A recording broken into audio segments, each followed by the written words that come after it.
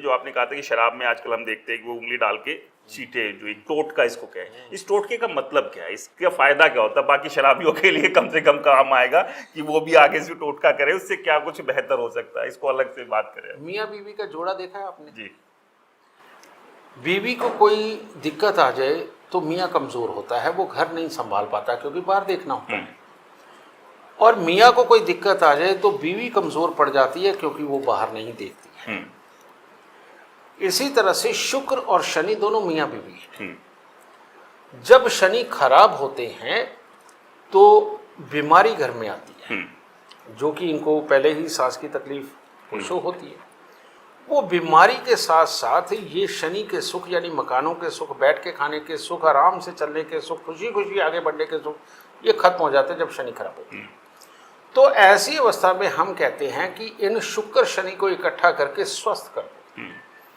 तो शराब, ये जो 10वीं फ्लोर पे बैठे हुए या 20वीं 50वीं फ्लोर पे बैठे हुए वो जो शराब छिड़कते हैं ना, उनका कोई फायदा नहीं है, वो कोई फायदा नहीं है।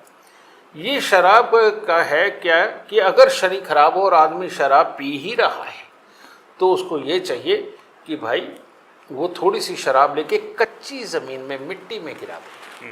तो मिट्टी शुक्र और शनि जब भी आपस में मिलते हैं तो ये एक ऊर्जा पैदा करते हैं जो हमारे आप को पॉजिटिव थिंक देती है और जोश देती है हर काम करने का।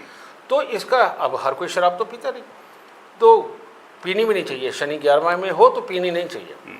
तो आदमी हो, औरत हो, बच्चा हो, उसका ये अगर योग आ जाता है तो हम उसे कहते हैं 43 दिन लगातार सूर्य उदय के वक्त में, यानी कि सुबह सुबह जब सूर्य उगना शुरू होता है, आप थोड़ी सी शराब या स्पिरिट ये लेकर के सूर्य को अर्घ के रूप में ऐसे दिखा करके कच्ची ज़मीन पर गिराएं। क्योंकि सूर्य शनि के पिता है, तो उनको साक्षी मान के एक तरह का ये मिट्टी के साथ इनका गठबंधन कर रहे हैं, मियाँ बीवी को इकट्ठा कर रहे हैं ताकि ये पॉजिटिव ऊर्जा हमें मिलती रहे।